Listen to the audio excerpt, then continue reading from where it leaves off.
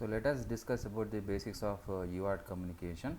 UART it is a physical circuit in the microcontroller. It is not a communication protocol. So it is a physical circuit, physical device in the microcontroller board that you have. So basically it is used for the serial communication between two UARTs, or like if CPU wants to communicate with the microcontroller, so that communication can be done through the UART. So what is this UART actually full form? The full form of the UART is basically Universal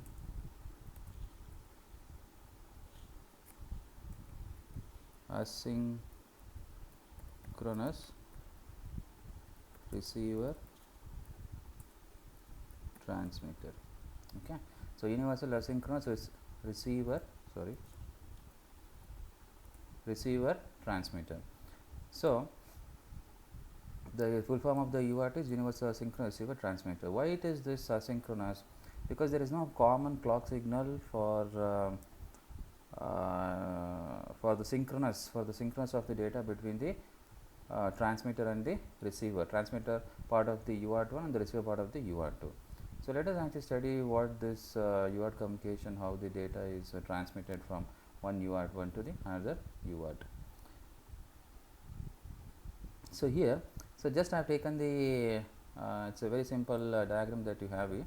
So one is UART1 and the one is UART2. So as you can see here, what this TX means the transmitter, this RX means the receiver. So here also same thing, TX means transmitter, RX means receiver. So if any, as I said earlier, there is no clock signal here. So if there is no common clock signal to decide about the synchronous between the UART1 and the UART2, then that's why we call this one as an asynchronous device where there is no common clock signal. Then how the data rate is how the data is transmitted, what we call for that one is the baud rate. So the baud rate is basically the frequency at which the bits are transmitted from UART1 to UART2. So that frequency means the UART1 and the UART2 the communication, like if the bits are how much speed, how many bits that I have to transmit per second. This is the baud rate. The unit is bits per second. Okay, the unit of the baud rate is bits per second. So basically it decides about that one, like what is the how many bits I am going to send per second. So the speed is decided. So baud rate actually decides about the speed. Okay, so the baud rate decides about the speed, the frequency. So this actually tells about that one. So how much how many number of the bits I am going to transmit per second. So that is decided between these two devices. The baud rate actually based on that one, whether if it is 9600 baud rate, if it is 4800 baud rate. So there could be different baud rates. So let me take one example. Maybe one is could be 9600 or 4800. So this is there are many other baud rates also. So this baud rates actually decides about that what is the speed at which these two devices communicate. So that is how, and they have to both will be set at the same baud rate. Okay, maybe some variation, maybe 10-11% variation could be there, but not more than that one. If there is too much variation between these two UARTs, then the communication will not be proper. Then what is this one? So this is important actually. So whenever actually this UART1 it wants to communicate to the UART2, the first bit, when the transmission line, the line that is the connected between the transmitter and the receiver part of transmitter of the UART1, the receiver part of the UART2, this line, the first bit that it sends, whether it wants to tell the receiver part of the UART2 that it wants to start the communication. Whenever it wants to start the communication, the first bit is the start bit. Okay, so that bit is pulled from high to low. It is pulled from high to low. So whenever actually the start bit is 0, it indicates that the UART1 is ready for the transmitting the data, and UART2 actually it understands that when this line goes from high to low, it understands that this UART1 is sending the data. Okay, so here that is the start bit first, it wants to start. That's how actually the UART2 comes to know. Then what is this actually, the 5 to 8 data bits? This is like the character length. That is what we say, character length. So, what is this character length? This character length could be 5 bit, 6 bit, 7 bit, 8 bit. In the earlier cases actually we had this 5 and the 6 bits, like 5 bits usually the teleprinters they used to use it, okay, and 6 bits also some other device actually used to have that 6 bit data which was being sent from one device to another device. But nowadays actually this 5 and 6 they are not used that much. Maybe 7 and the 8 are always used, because 7 is for the ASCII data. So, something I want to send the character, that is now more it is used, 7 and the 8 data bits. So, character length could be 7 bits or character length could be 8 bits also. So, those are the usually actually nowadays the 7 and the 8 data bits are used, 5 and 6 bits they are not used that much. Okay. So, but you just remember this one, the character length, this 5 to 8 data bits they signify the character length. Now, what is this one, parity bit? See, parity bit is very important. Parity bit in a sense actually to check for the error. Okay. So, there could be two types of things. One is odd parity. So, let me write first even parity, okay, and the one is odd parity. Parity just it's checking, it's for used for checking the whatever the number of bits that you have sent. Of course, there is a limitation for this one. In a sense, actually this odd parity, when the number of ones that you get in this data, for example, actually if I send the data like this way, maybe 1 1 0 1 0 1 0 1. If we just count how many number of ones are there here, 1 2 3 4 5. Okay. In this case actually the number of ones are 5 here. So, the number of ones are 5. First only the parity bit is set to be 0, it could be set to 0, it could be set to 1. When it is set to 0, it indicates that, okay, let me write this one. So, whenever actually the even parity, the parity bit is set to 0. In this case actually for the odd parity, the parity bit is set to 1. So, what do you mean by this one? Actually, if the parity bit is set to 0 here, whenever the parity bit is set to 0, which means that whatever the data that I am sending here, it contains even number of ones. If it does not contain even number of ones, which means that there is some error in the transmission of the data from transmitter to the receiver.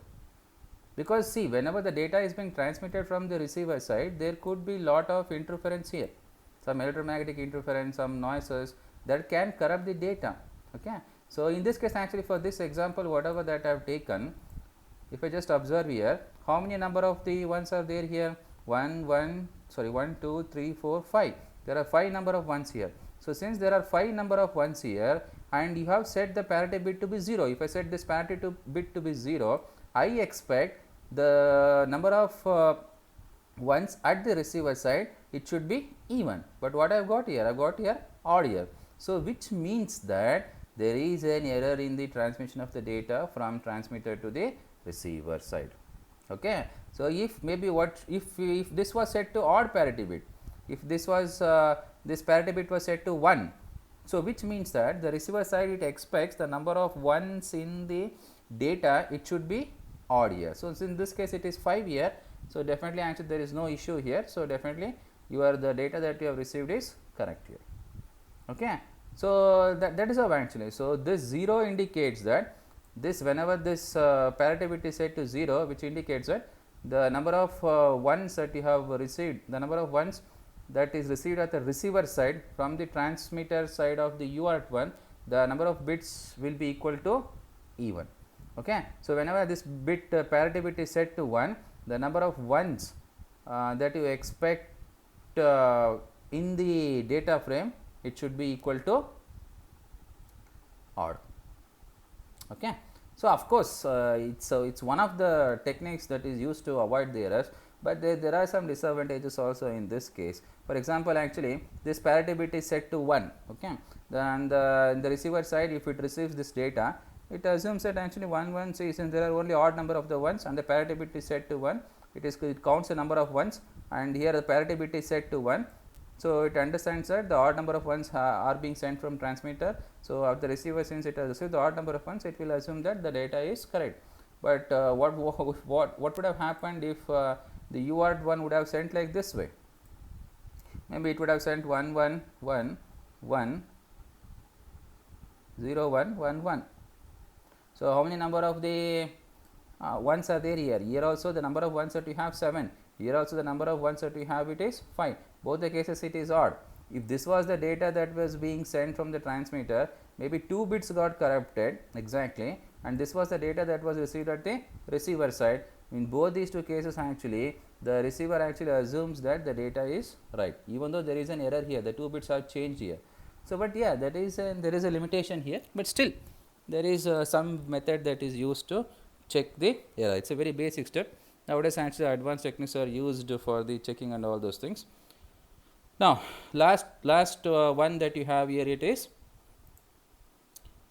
stop bits. Of course, after sending 5 6 bit 7 character length or 8 character length or 7 whatever the character length, so finally after sending the parity bit, yeah, one thing what you have to understand, if the parity bit is not used, okay, if the parity bit is not used, this will change, the character length will change to, the number of bits in the character length will change from 5 to 9. Okay, so 9 bits can also be used as a character length if parity bit is not used. If parity bit is not used. Okay, so parity bits is not used, then the number of the character length is 5 to 9. So last one, actually this is stop bits, 1 to stop bits. So there could be, how the stop bit is, there could be 1 stop bit or there could be 2 stop bits. So 2 stop bits, in a sense actually this transmission line is pulled to high here.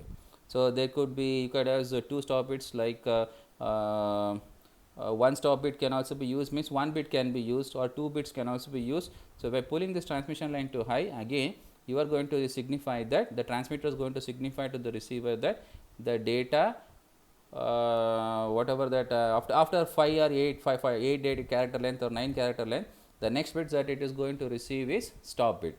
So whenever actually it, the transmission line, by pulling this transmission line to high here, by pulling this transmission line to high here, then the transmitter pulls the transmission line to high, it signifies the receiver part of the UART2 that the transmission of the data is over. Okay, so that's why you have, so this is start bit, then you have the 5 to 8 character length, then parity bit is used for checking the correctness of the data that has been received at the receiver side. Then the last 2 bits, it could be 1 bit or the 2 bits. So 1 bit means actually you just send 1, so maybe another one you just send it 2 times 1, so that indicates that you have stopped the transmission, the data transmission is over. So this is how actually this entire thing what we call it as the packet. So it consists of start bit, then you have the 5 to 8 data bits for the character length, then you have the parity bits, then you have the stop bits. So let us actually go through the okay, so this is what we require for our lab here. So what we require for our simulation setup is, you see all we know that actually we have a computer. So here what we are using, this is LPC2148 microcontroller. This is the USB to serial converter that you have.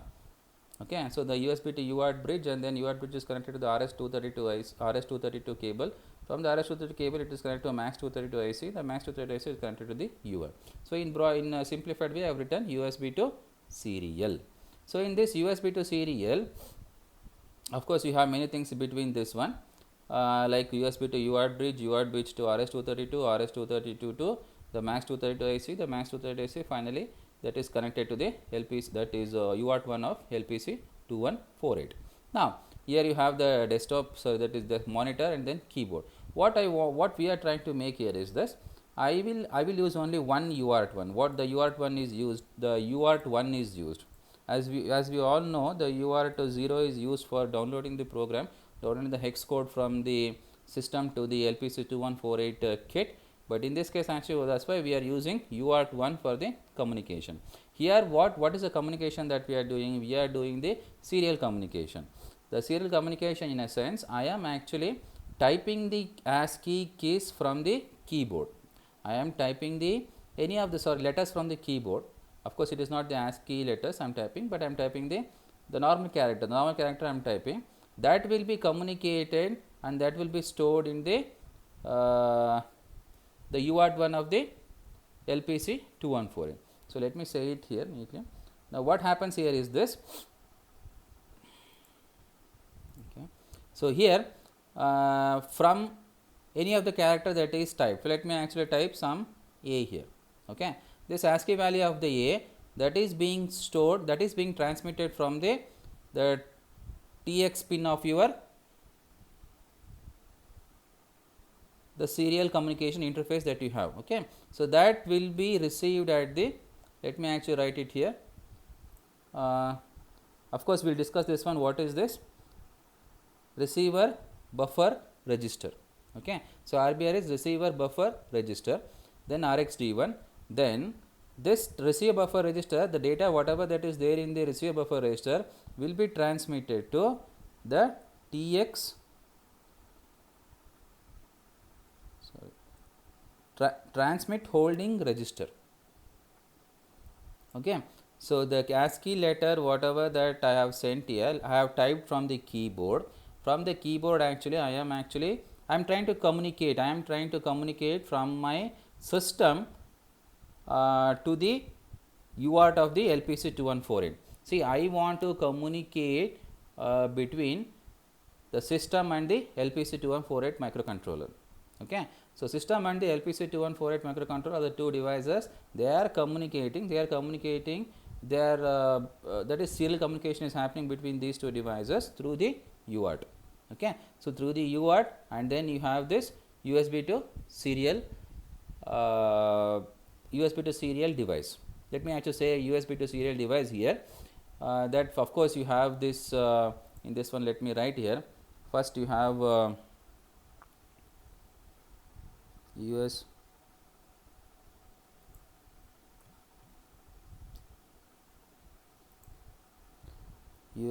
to UART bridge.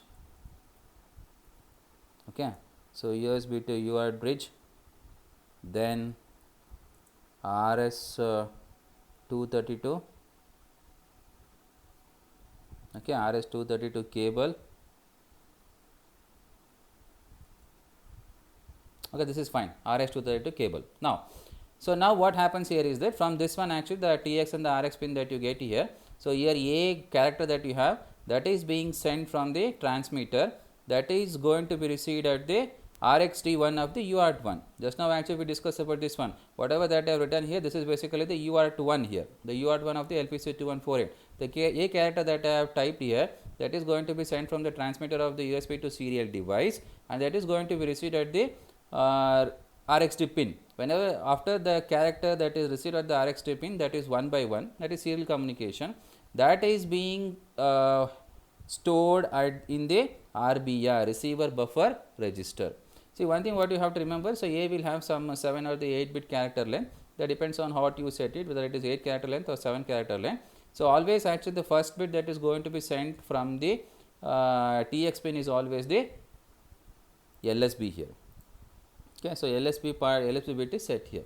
Now, so let me just write here receive buffer register. Then there is a buffer actually, this stores it. Then buffer register data that I take it, I am going to store it in the THR register. From the THR register, I am going to send 1 by 1 the bit to the RX pin of the USB to serial device, and this whatever that I am received, then I am going to display on the desktop through the hyper terminal software.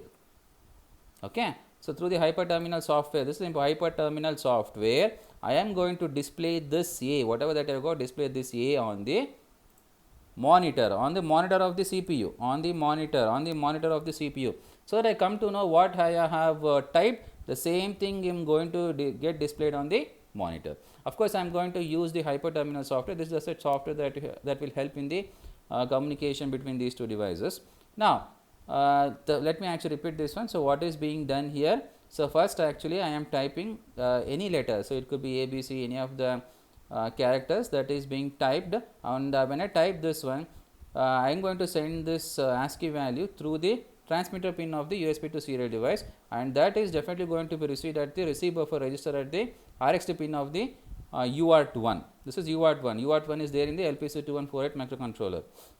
Then from the receiver buffer register, the data is that whatever that is there, that is going to be stored in the, it is going to be passed on to the transmit hold register, and from this transmit hold register I am going to send data one by one to the, I am going to send through the TX pin, and is going to be received at the RX pin of the USB to serial device, and that I take it and I use a hyperterminal software to take this data whatever that is being sent at the, sorry, received at the RX pin, the same thing is taken then displayed on the monitor of the CPU, monitor of your desktop, okay, monitor of the desktop.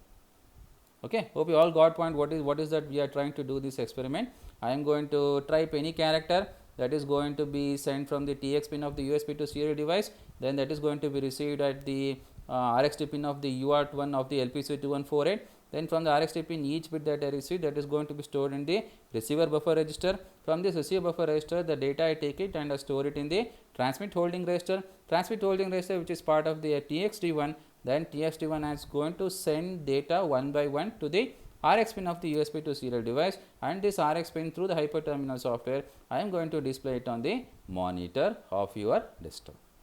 Okay. So, this is what we have to do it. So, we require only one UART here, only one UART, because another UART we are using it for downloading. So, this is important actually, because UART0 is used for downloading hex file. UART0 is used for downloading the hex file.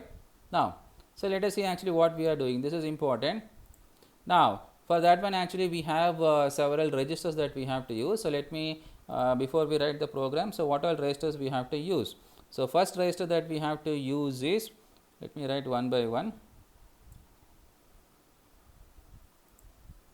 One is UART1 line control register. Another register you require is U1 line status register. Another register that you require is U1 transmit holding register.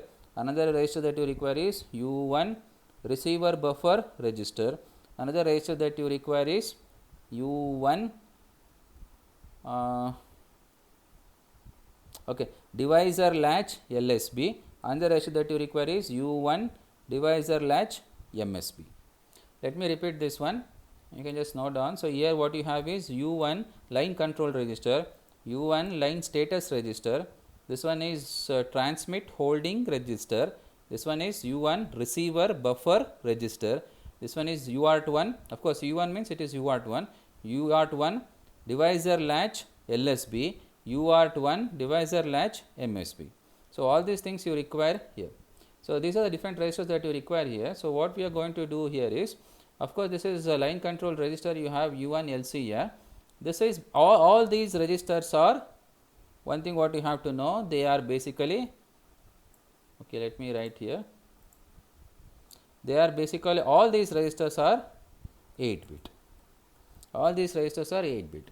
Okay.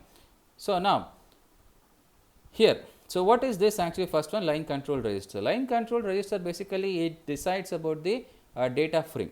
So, in the last video, sorry, in this video, like before we discussed, we took up this one, we had discussed about the packet. So, this is what we have, it isn't it, the packet, the data frame. So, that we are going to decide here, and also the parity and all those things we are going to decide here. So, first what we are going to, let us actually break up this 8 register and see what all things are there in this 8 bit register, not 8 register, I am sorry, it is 8 bit register. So, first one, as obviously it is it is 0 to 7 because it is an 8 bit register, the line control register. The first 2 bits, as you can observe here, 0 and the 1, the first 2 bits what you have is the WL, that is basically the word length select. This is what we discussed in this case, okay, the data frame that you have, the data bits, how much you are going to have. So, as you can, as I have written here, see, this is word length select, how much data bit you are going to put it, whether it is going to be the 5 bit data or the 6 bit data. If the 5 bit means what is the value that has to put in 0 1 bit, it is 0 0. If it is 6 bit I am going to select, then it is to be 0 1. If it is 7 bit, it has to be 1 0. If it has to be 8 bit, then it is to be 1 1. So, this is 0 0 0 1 1 0 and 1 1. So, these are the various okay, combinations that you have to have the data frame, the respective number of character length. Okay. So next bit, the second bit that you have is stop bit. Stop bit, in a sense, the thing is there as we saw here, whether if you want to use 1 to 2 stop bits. Okay. So if I am going to use 1 stop bit, means what is the value, what is the, this bit will be 0. If I am going to use 2 stop bits, means this bit will be 1. Okay. Then what is this PE? PE means parity enable. As I said in the the last slide, parity enable means parity is basically to check the error, if there is any error in the data that is transmitted from the transmitter part of the device. So if there is any some error, then the receiver will come to know. How does it come to know? Whether it checks for the even number of ones or the odd number of ones. That I want to disable. I don't want any kind of error to be checked. Then what is the value that I am going to write in the this third bit? It is 0. If I am going to enable this one, I want the error to be checked. I want to add some correction method also. Then you have this parity enable should be enabled. That you write it as 1 here. Similarly, actually, what is this parity select? After you enable the parity, but in the parity you have 2 bits. Okay. So so for that case, as I said earlier, this is 0 0 means what you have, odd parity. 0 1 means even parity. So what happens in this case, even parity? Even parity means the number of ones you have in the data frame, the character length, that the number of ones in the data you have, it is even. So then you have the even parity. If the number of ones in the data, that if it is odd, then the odd parity is done. Whatever the parity, it could be odd parity or even parity that you want to select, then kindly what you have to write in this cells here, it has to be 0 0 odd parity, 0 1 is even parity. Okay, that is what is parity select. This is parity enable. First you want to enable the parity. This is parity select. After enabling the parity, which type of parity you want, whether you want the odd parity or you want the even parity. So for that case, you are going to use parity select. Last one, of course, you have another 1 0 on the 1 1 also, which we call 4 stick 0 on the 4 stick 1, but we don't use it here. That is not required. That is beyond our scope of study here. Now let us actually go for this break control. So break control, one is 0 and the one is 1. So break control, in a sense, 0 means we are disabling the break control. Let me actually tell what happens if I 1. 1 means the transmit hold, it is always actually in the, you are not actually sending any data itself. It is completely, you are just actually, it is put up in the 0 mode. Okay, it's always actually put up in the 0 mode. You are not sending any data there. So that's why means you have put a break there. It is like that way. Okay, you are not sending any data there. You just actually put it in the transmission line is pulled to low. So don't think when the transmission line pulled to low, it means actually you are starting the data there. Of course, after starting data, you have to send some zeros. But if it is permanently pulled to 0 for many number of the clock cycles, which means that you are not sending any data itself. So that's why this says it is waiting for the data. You just actually pulled it low and you just want to send the data, but you are not sending the data itself. So that's why you want to enable that one. Then break control should be 1, but break control, let us disable it. So let us disable this break control. So for that case, what is the value that I have to write it here? 0, because I am sending the data. So now after that one, this is DLAB. This will come to know later, but just now understand this one. Divisor latch access bit. Divisor latch access bit. So in order to disable this bit, 0 should be written. This bit, if you want to enable, this should be 1. Basically what this divisor latch access bit means, this is like an enable bit that you have. So basically you have a DLL and the DLM. This is divisor latch LSB, divisor latch MSB. In order to provide access to divisor latch LSB and the divisor latch MSB, this DLAB bit should be set to 1. You disable that one means the DLL and the DLM bit latches, they are not given any kind of access. Means you can't write any value to the DLL and the DLM. DLL and the DLM, obviously you require actually to set the baud rate. As I said earlier, the baud rate, the purpose of using the baud rate is basically you mentioned the speed, okay, how much bits you want to transmit per second and how much bits you want to receive per second. So through two devices are going to set the, are going to define the speed. That speed is the baud rate. Okay, so that baud rate, if I have to calculate the baud rate, of course later we'll see that one. the DLL and the DLM, they have to be set some value. So in order to access these latches and put some values here, the DLB bit should be set to high. They should be enabled. If you disable this one, then you can't write anything to DLL and DLM. So DLL and the DLM, they are related to this DLAB bit. Now one thing, next thing, so let me revise this one. This is word length select, this one is stop bit, this one is parity enable, this one is parity select, this one is break control, this one is divisor latch access bit. Okay. So let me actually take one more thing. Now this is important. As I said earlier, one more register that we have. So if you just go to this video, you have like, we have discussed about the LCR. Okay, then what do you have for LSR? LSR, that is basically the line status register. So word itself tells you the status register. Line control register is used to have what kind of data frame that you want to select, whether it is 6 bit, 5 bit, 7 bit, 8 bit, okay, or whether you want to enable the parity, or whether you want to, after enabling the parity, whether it is odd parity or the even parity. So those kinds of things that you want to do it, that is being done in the line control register. So line control register, that is line control register. So after line control register, we have to look into the line status register. Line status register is also in 8 bit only, but of course you have the most important 2 bits that we are going to study here. We just look into this one is 0th bit and 5th bit. As you can see here, the 0th bit, what we call this bit field as RDR. RDR basically means receiver data ready. Okay, and what is this THRA? Transmit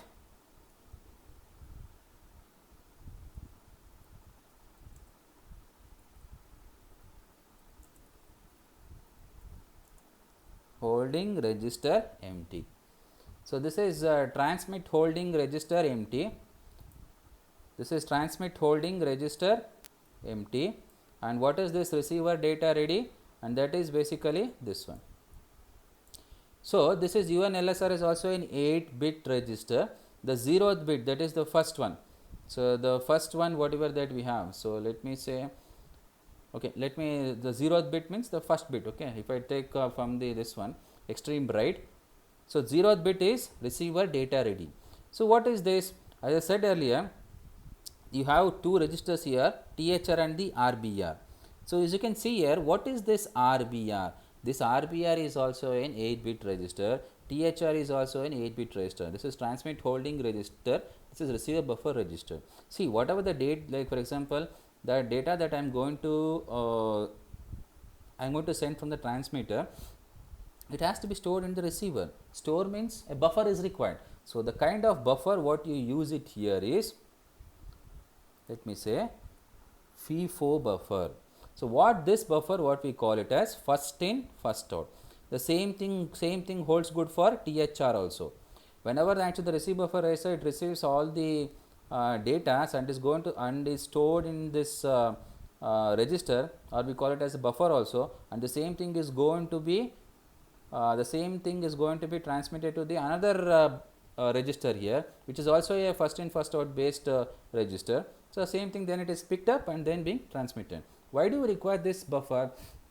Because you want to store it. The register is basically a memory thing, so you want to store it, and you first in first out means what goes first in, the same thing that comes last.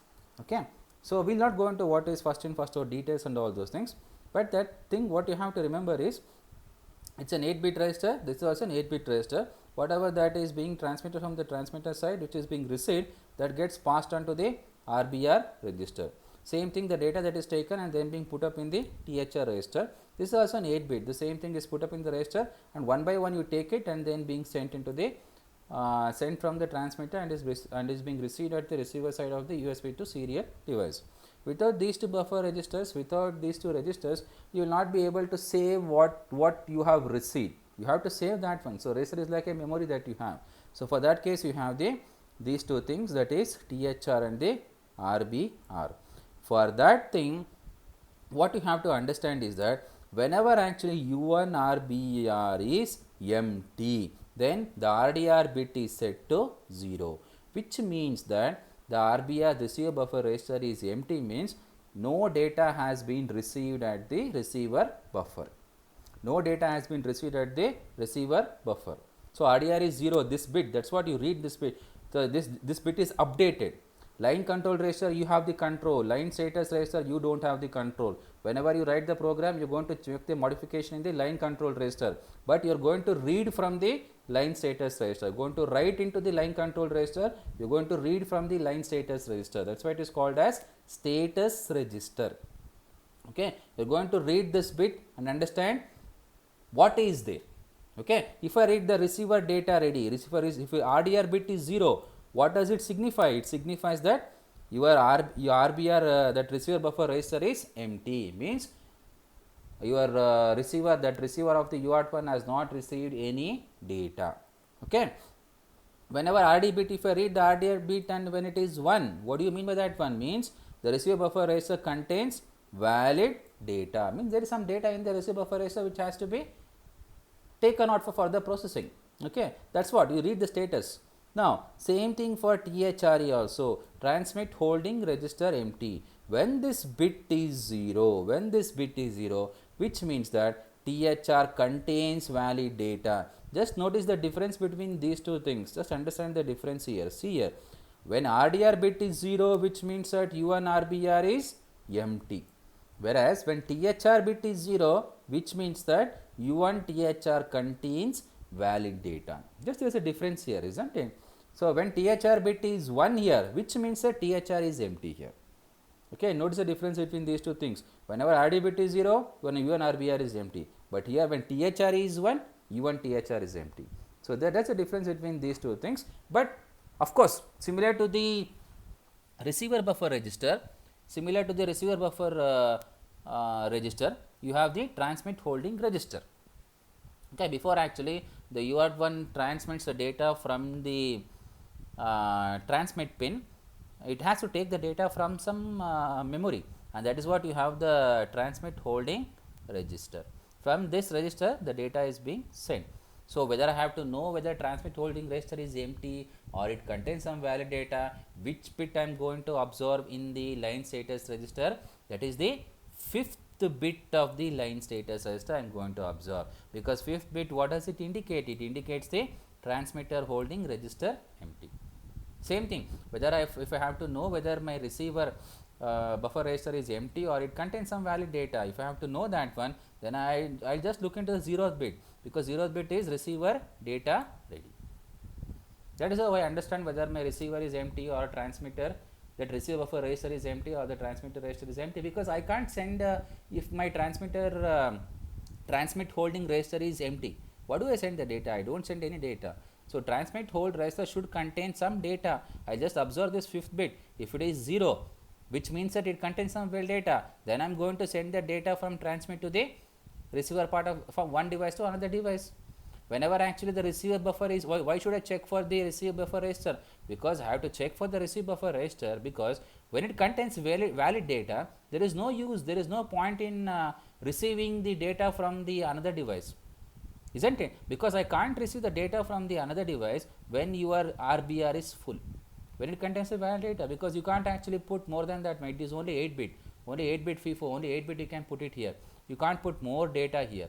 When it is empty, I understand that okay, my receiver buffer register is empty, so I can actually take the data from the transmitter. Whenever actually THR is empty, which means that I don't have anything to send, isn't it? When it is when it contains a valid data, yes, then I have something to send. That is how actually you have to look into the line status register to just observe whether I can receive the data, whether I can transmit the data. Whenever it is empty means I can't send anything, whenever it is full means I can't receive anything. So whenever it is empty, the receiver buffer register is empty means I can receive something. Whenever transmit register contains valid data means I can send the data. So this is important, the line status register. Okay, the last part that you have in this program writing is, so that's what we have covered here. So we have covered this line control register, line status register, then THR, 8-bit THR, receiver buffer register. The last two that you have is DLL and the DLM. So what is this U1 DLL and the U1 DLM? So that is basically you have some value that has to be put in order to calculate the baud rate. So as I said earlier, this is the formula that you have. It's a basic modified formula that you have. So of course you don't have to derive that one, it is not required, but just remember this one.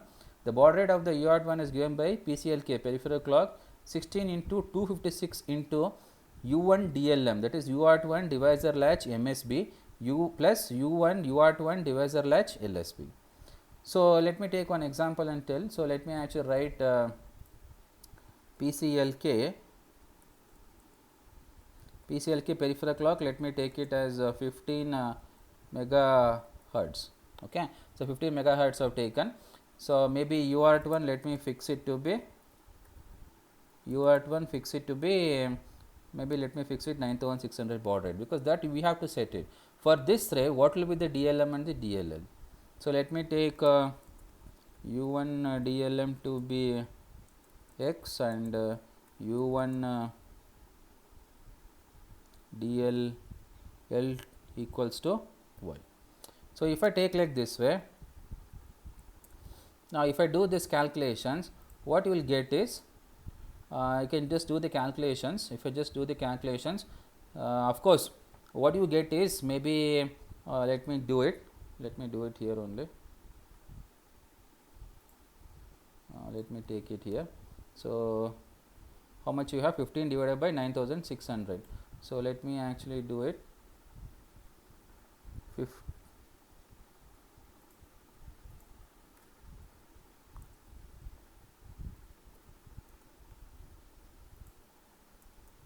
So 15 megahertz. So 1, 2, 3, 4, 5, 6. 15,000 divided by. So what do we have there? 15,000 divided by. So we have here. Okay, let me take this one up, and then 15,000 divided by UART1, that is 9600. Okay, so we have 9600 multiplied by 16. So let me take it like this way. 9600 multiplied by 16. So what do we get here? 97.65. So let me take it to be 98. Okay, so after I take it to be 98, so let me go to the programming mode. So this is the way that it has to be done. So let me fix it 98. So when I take 98, you just observe here 62. Okay, so this is what hexadecimal value, binary value is 142.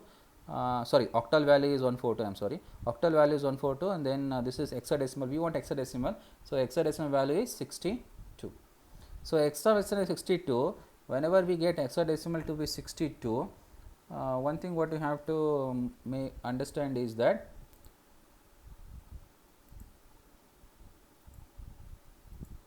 okay, so if we get hexadecimal to be, so what is the value that we got? We got to be hexadecimal value is 62. So how much we get? It is basically 256 into x plus y is equal to 62. So when we get 62 here, so one thing what we have to understand here is 256 into x plus y 62.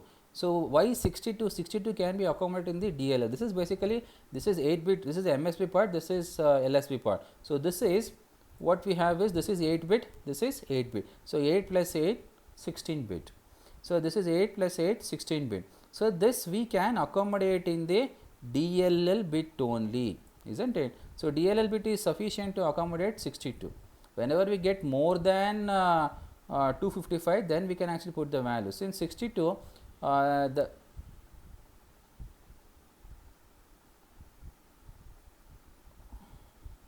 so that can be put up in the DLL bit here. So 8-bit we can put it, isn't it? So this 62 can be put up in the DLL. So I definitely don't require this DLM. So what I am going to do here is this. So I will just actually put x is equal to 0. So when I put x is equal to 0, what do I get? Y here? Y is equal to 62. So y is equal to 62 means what is 62? So from this one what we understand? U1 DLL is equal to 62, and U1 DLM is equal to 0. So, if I put these two values 62 U1 DLL is equal to 62 and then U1 DLM is equal to 0. So, U1 DLL is equal to 62 and U1 DLM is equal to 0, then peripheral clock if it is said to be 15 megahertz, what is the baud rate that I am going to get? The baud rate I am going to get is 9600, isn't it? So, then 9600 is the agreed communication rate between the two devices. For that one, PCLK has to be 15 megahertz, DLL has to be 62, DLM is equal to 0. So, one more thing you can take as an assignment and just do and calculate for the 4008 baud rate. Let the PCLK to be equal to same thing, that is 15 megahertz. Okay, I can just verify that one. That is how it is calculated here. Since let me repeat this 62 whatever y, after doing calculations, if you divide 15 megahertz divided by 9600 and multiply by 16, so that you get it as 256 into x plus y is equal to 62. This 62 was hexadecimal, and since this 62 can be accommodated, hexadecimal value can be accommodated in the 8-bit register. It is sufficient, isn't it? Because how much value you can accommodate in 8-bit register, FF. So, till FF you can accommodate in U1 DLL. When it exceeds FF, that is if you get it as 100, isn't it? So, 100, if that time actually this 1 can be put up in DLM and 00 can be put up in DLL. Okay, for that case we do not require that much. So, we just actually 9600 baud rate we are getting as 62 this equation. So, 62 can be accommodated in the while DLL. So, I put x is equal to 0, that is DLM is equal to 0, because this is divisor latch MSB, and I will put divisor latch LSB. LSB I will put this 62. So, if I put these two values and do the and calculate the baud rate, I get 9600.